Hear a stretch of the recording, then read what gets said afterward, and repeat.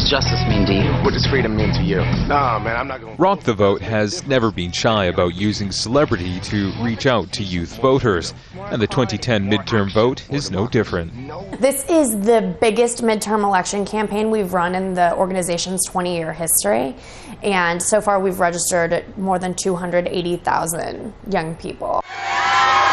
But that number pales in comparison to the 2.6 million young voters Rock the Vote registered in '08. Young voters who turned up in droves to hand Barack Obama a big win. Now facing a resurgent Republican Party and its thriving Tea Party movement, the Democrats are struggling to keep hold of both houses of Congress. Rock the Vote volunteers will be busy trying to get their message out until Election Day. But a recent Gallup survey showed that only 19% of 18 to 29-year-olds were paying attention to the midterms, compared to 75% for the 2008 presidential vote.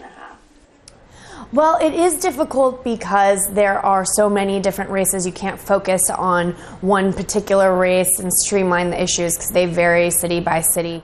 Definitely not voting in this year's midterm election is 26-year-old small business owner Janessa Maas. A big supporter of Obama in 2008, she says she's now too disillusioned to even bother.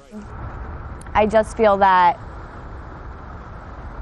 voting didn't necessarily do anybody any good. And I almost feel like it was a wasted effort on a lot of people's part, only because the changes that were promised have not come about, and in some circumstances we're in worse shape.